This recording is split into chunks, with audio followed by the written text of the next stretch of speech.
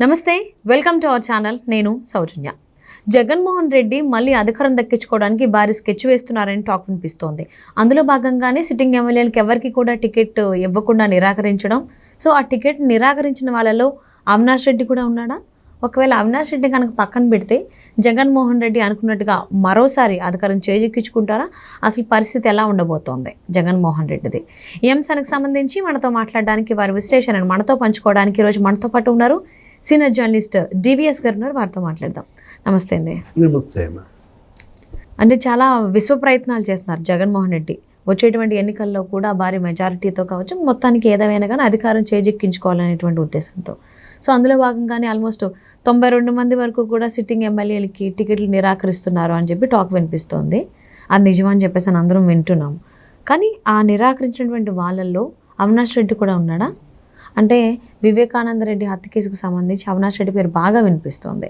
అరెస్ట్కు ప్రయత్నించినా కానీ పోలీసులు అరెస్ట్ చేయలేకపోయారు. అంటే ఒకవేళ అవినాష్ రెడ్డిని కనుక పక్కన పెడితే, టికెట్ నిరాకరిస్తే ఆయనకి జగన్మోహన్ రెడ్డి అనుకున్నట్టుగా మళ్ళీ అధికారంలోకి వస్తాడా? అసలు ఏమవుతుంది జగన్ పరిస్థితి? కడప ఎంపీ అవినాష్ రెడ్డి సీటు చించుతాడా? అందరి సీటుతో పాటు సమానంగా కడప ఎంపీ అవినాష్ రెడ్డి సీటు చించితే జగన్మోహన్ రెడ్డి సీటు తిరిగిపోద్ది. అదెవరు చేస్తారు? అంటే అలాంటి అంత బంధం అన్నమాట. ఇప్పుడు బంధుత్వం కానీ, ఎందుకంటే తన సీటు తను చించుకున్నట్టే అన్నమాట. ఇద్దరు ఒకటే. ఏంటి, అవినాష్ రెడ్డి జగన్మోహన్ రెడ్డి వేరు కాదు. ఎందుకని మనం కడప ఎంపీ సీటు నుంచి అవినాష్ రెడ్డిని తప్పించాలంటే కౌన్సిలింగ్కి పిలవాలి. వరుస పెట్టి రోజు కౌన్సిలింగ్ జరుగుతోంది తాడేపల్లి ప్యాలెస్లో. వాళ్ళని పిలుస్తారు. ఫస్ట్ ధనంజయ రెడ్డిని కలవాలి, సజ్జలను కలవాలి, తర్వాత జగన్మోహన్ రెడ్డి దగ్గర రావాలి. వీళ్ళందరూ ఇవాళ కూడా ఒక 7-8 మంది వచ్చి కలిశారు. ప్రతిరోజు అది జరుగుతుంది. మొన్న క్రిస్మస్కే కొద్దిగా గ్యాప్ ఇచ్చారు, 1 రోజు 2 రోజులు సెలవు. క్రిస్మస్ వేడుకలకు జగన్మోహన్ రెడ్డి కడప వెళ్ళారు. వాళ్ళ రోజు ప్రతి ఏడు జరుగుతున్నట్లుగానే కుటుంబ సభ్యుల మధ్య వాళ్ళ చర్చ్ ఒకటి ఉంటుంది. ఆ ప్రార్థనల్లో కూడా జగన్మోహన్ రెడ్డి పక్కనే అవినాష్ రెడ్డి కూడా పాల్గొన్నాడు. తల్లి వచ్చింది విజయమ్మ, భారతి రెడ్డి, ఈయన కూతుళ్ళు వచ్చారు. చెల్లి రాలేదు. ఎవరు? షర్మిల. ఈ కుటుంబ పంచాయతీ ఒకటి నడుస్తాను. కడప ఎంపీ సీటుని, పులివెందుల అసెంబ్లీ సీటుని మనం చూడాల్సింది వైఎస్ కుటుంబ పరంగా చూడాలి. అదేంటంటే వాళ్ళ కుటుంబ పంచాయతీలు సెటిల్ అవ్వాలి. రాజకీయ పంచాయతీ అది వేరు. మళ్ళా ఇప్పుడు ఏంటి, నిన్న వాళ్ళ తల్లి వచ్చి కలిసింది కాబట్టి చెల్లికి ఏమైనా ఆ రాజీ సంప్రదింపులు గనక జరిగి సంధి కుదుర్చుకుని ఆమెను గనక కడప లోక్సభకి దించుతాడా? ఎవరు? షర్మిలే మళ్ళా అన్న పార్టీలోకి వచ్చేసేసి కాంగ్రెస్లో కాకుండా, సోనియా రాహుల్ వైపు వెళ్లకుండా అన్నా చెల్లెళ్ళు ఏకమై షర్మిలకు గనక కడప లోక్సభ సీటు ఇస్తే అప్పుడు తప్పించాడంటే అది వేరు. జనరల్గా ఏంటంటే అవినాష్ రెడ్డి వాళ్ళ హత్య కేసులో నిందితుడు. వివేకానంద రెడ్డి గారి హత్య కేసులో. అది కూడా ప్రధాన అభియోగం దేనిపైన? కడప ఎంపీ సీటు మీదే. సిబిఐ ఇచ్చినటువంటి వాంగ్మూలం వాటన్నిటిలో కూడా, షర్మిల ఇచ్చిన వాంగ్మూలం కూడా, సునీత చెప్పినా కూడా ఎంపీ సీటు కోసమే మా నాన్న హత్య జరిగింది. లోక్సభ సీటు మా నాన్న అడిగాడు వివేకానంద రెడ్డి, లేదు తనకివ్వకపోతే షర్మిలకు ఇవ్వమన్నాడు. ఎప్పటికైనా ఈ ఎంపీ సీటుకి వీళ్ళు అడ్డం అనే దీంట్లోనే ఆయన అడ్డు తప్పించారు అనేదే సిబిఐ వాళ్ళు తేల్చిన దీన్ని చూసాం. కాకపోతే అరెస్టు జరిగిందా జరగలేదా అది వేరే విషయం. ఇది A18 అరెస్ట్ చేయించలేకపోయారా జగన్మోహన్ రెడ్డి? అంతే కదా. అప్పుడు హాస్పిటల్లో వాళ్ళ అమ్మకేదో సిక్ అయిందని చెప్పి కర్నూలు హాస్పిటల్లో ఉంచటం, సిబిఐ అన్ని అరెస్ట్ చేయడానికి వెళ్ళినప్పుడు అక్కడ అందరూ కూడా వైసీపీ ఎమ్మెల్యేలంతా కూడా హాస్పిటల్ చుట్టూతో పహరాలు కాసి వాళ్ళని రానియకుండా చేయటం, ఏదో మొత్తానికి అరెస్ట్ చూపించి మళ్ళీ బెయిల్ ఇచ్చినట్టు ఏదో రాసుకున్నారు. తర్వాత కూడా సరే నడిచిపోతుంది.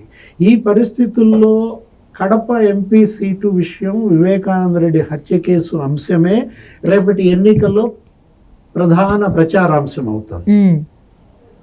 ఏ బాబాయ్ హత్య కేసుని తెలుగుదేశంపై రుద్ది నారాసుర రక్త చరిత్రని రాసి తెలుగుదేశం వాళ్ళే చంపించారని చెప్పి గతంలో ఎన్నికల్లోకి వెళ్ళారు.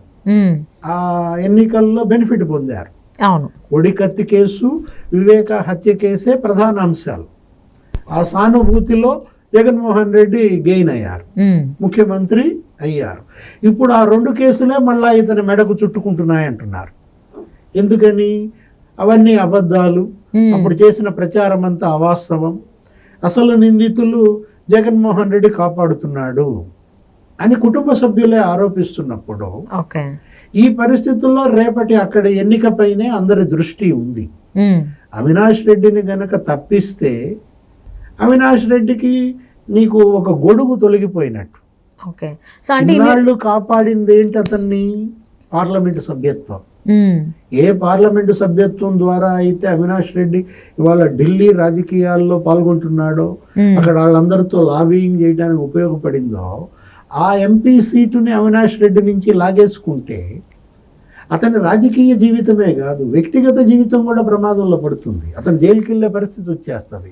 ఇలాంటి పరిస్థితుల్లో ఎంపీ సీటు వదులుకోవటానికి అవినాష్ రెడ్డి సిద్ధపడ్డాడు. ఎంపీ సీటు అవినాష్ రెడ్డిని తప్పించడం అనేది జరగదు. కాకపోతే ఇక్కడ బలయ్యేది ఎవరు? మేకలు బలవుతాయి, పుల్లులు బలిగావు. ఏది క్రూర మృగాలు బలిలా అవుతాయి, బలి తీసుకుంటాయి అన్నమాట. ఎవరో ఎస్సీ, ఎస్టీ, బీసీ ఇలాంటి వీకర్ సెక్షన్స్ ఎమ్మెల్యేల మీదే వేట్లు పడుతున్నాయి. అంతే తప్ప ఇప్పుడు నిజంగా చెప్పాలంటే అతను ఎవరు, సంజీవయ్య సుల్లూరుపేట ఎమ్మెల్యే, అతను బ్రహ్మాండమైన మెజార్టీతో గెలిచాడు గత ఎన్నికల్లో. అతనికి ఇప్పుడు సీట్ లేదంటున్నారు. అంటే ఇప్పటి వరకు కూడా ఎలా అయితే అవినాష్ రెడ్డిని కాపాడుకుంటూ వచ్చారో జగన్మోహన్ రెడ్డి, రాబోయేటువంటి రోజుల్లో కూడా అంటే సీట్ల విషయంలో కూడా అంతే జాగ్రత్తగా చూసుకుంటారా అవినాష్ రెడ్డిని జగన్మోహన్ రెడ్డి? తప్పదు కదా, ఎందుకంటే కుటుంబ సభ్యుడు. అంటే వివేకానంద రెడ్డి కూడా బాబాయ్ కదా. అవినాష్ రెడ్డిని కాపాడుకోకపోతే జగన్మోహన్ రెడ్డి ప్రమాదంలో పడతాడు. ఓకే, అందుకోసం బాబాయ్ని హత్య చేసిన వాళ్ళకి సంబంధించి కూడా అయినా కానీ ఆయన ఏం పెద్ద పట్టించుకోరు. అదే కదా, ఇప్పుడు బాబాయ్ హంతకులను జగన్మోహన్ రెడ్డి కాపాడుతున్నాడు, సీఎం ఆఫీస్ కాపాడుతోంది అనేదే ఇవాళ ప్రధానమైన ఆరోపణ. ఆరోపణ ప్రజల్లో చర్చనీయాంశమే కాదు, ఆయన సొంత కుటుంబ సభ్యులే చేస్తున్న ఆరోపణ. సునీత చేస్తున్నది అదే, షర్మిల చేస్తున్నది అదే కదా. సో అందుకంటే బాబాయ్ని హత్య చేశారని చెప్పేసి ఆయన మీద ఆరోపణ వచ్చినా కానీ ఆయన అరెస్ట్ చేయనీయకుండా చూసుకున్నారు. అండ్ ఇప్పటి వరకు కూడా సీటుకి సంబంధించి అవినాష్ రెడ్డికి లేదు అనేటువంటి మాట ఇప్పటి వరకు ఎప్పుడు రాలేదు. సో అందరినీ తీసేస్తున్నారని చెప్తున్నారు కానీ సిట్టింగ్ ఎమ్మెల్యేలకి ఇవ్వనని చెప్తున్నారు కానీ అవినాష్ రెడ్డి పేరు అయితే ఇప్పుడు దాకా తీయలేదు. అవును, 25,000 మెజార్టీతో గెలిచినటువంటి చంటిబాబు సీట్ లేదని చెప్తున్నారు. 20,000 మెజార్టీతో గెలిచిన మరో వ్యక్తికి సీట్ లేదని చెప్తున్నారు. 80,000 మెజార్టీతో గెలిచినాడికి కూడా సీట్ లేదని చెప్తున్నారు. అంటే ఒకవేళ ఓడిపోతే పరిస్థితి ఏంటంటారు? ఇద్దరు కలిసి జైలుకి వెళ్తారా? ఎవరు ఓడిపోతే? అంటే నెక్స్ట్ అవినాష్ రెడ్డి, జగన్మోహన్ రెడ్డి ఓడిపోతే నెక్స్ట్ తెలుగుదేశం ప్రభుత్వం వస్తే మొత్తం దేశంలోనే సినిమా మారిపోతుంది. కాపాడే వాళ్ళు ఉండరు. అధికారం అండతో నేరం నుంచి తప్పించుకోవాలనుకుంటే అది కొంతకాలమే. ఎందుకంటే ఆ నేరం యొక్క తీవ్రత ఎక్కువైనప్పుడు విచారణ సంస్థలేవి వదిలిపెట్టవు కదా.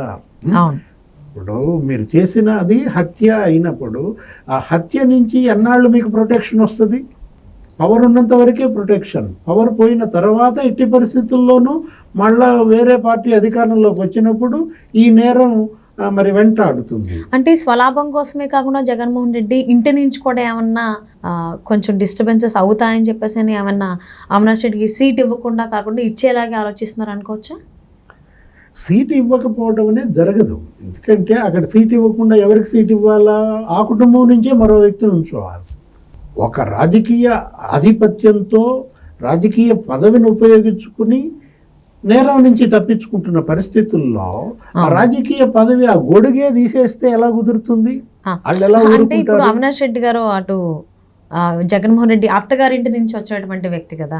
సో ఆ రకంగా చూసుకుంటే జగన్మోహన్ రెడ్డి ఇంటి నుంచి ఏమన్నా ఆయన కొంచెం బెదిరింపులు అని కావచ్చు, లేకపోతే ఏదైనా చిన్న సెగ ఏమన్నా తగిలేటువంటి అవకాశం ఉందా? బంధుత్వాలు కదా. ఇప్పుడు ఏంటి, అవినాష్ రెడ్డి భాస్కర్ రెడ్డి జగన్మోహన్ రెడ్డి తండ్రి కజిన్స్. భాస్కర్ రెడ్డి ఇటు ఈ బంధుత్వమే కాదు, జగన్మోహన్ రెడ్డి భార్య తరపు బంధుత్వం కూడా ఉంది.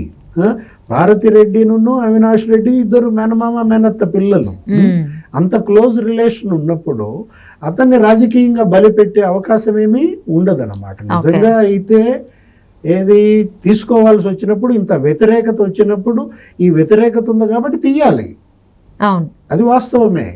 వీళ్ళందరినీ తొలగించిన వాళ్ళందరికీ ఏమని చెప్తున్నారు, మీ మీద వ్యతిరేకత ఉందన్నా, ప్రజలు మీరు గెలిచే అవకాశం లేదు, పార్టీ గెలిస్తేనే మీకు అధికారం, మీకు వేరే పోస్టులు ఇస్తున్నాను. ఇది ఎవరికి? బయట వాళ్ళకి, మేనమామకు కాదు. ఇంకొక ఆయన ఉన్నాడు, ఈయన మేనమామ రవీంద్రనాథ్ రెడ్డి. ఆయన ఎంత ఓట్లతో గెలిచాడు? మహా అయితే 2300 ఎంతో మెజార్టీతో గెలిచాడు. 80,000 25,000 మెజార్టీలతో గెలిచిన వాళ్ళ మీద వ్యతిరేకత ఉన్నప్పుడు 2300తో బొట్టిన గట్టికిన వాళ్ళ మీద వ్యతిరేకత ఉండదా? జగన్మోహన్ రెడ్డి ముందు చీటీ చించాల్సి వస్తే వాళ్ళ మేనమామ చీటీ చించాలా, వ్యతిరేకత బేస్ చేసుకుంటే కనుక. సో అయితే 92 మంది ఎమ్మెల్యేలని అలాగే ఎంపీలని కూడా సీట్ నిరాకరించేటువంటి ఆ లిస్ట్లో ఇటు మేనమామ కావచ్చు, అలాగే అవినాష్ రెడ్డి కూడా లేరనేటువంటి విధంగానే అన్ని మాటలు వినిపిస్తున్నాయి. సిచ్యువేషన్స్ కూడా అలానే కనిపిస్తున్నాయి. సో మరి ఏం చేస్తారు ఏంటనేది వేచి చూద్దామండి. And thank you so much for spending your valuable time with us, DVS గారు. నమస్తే.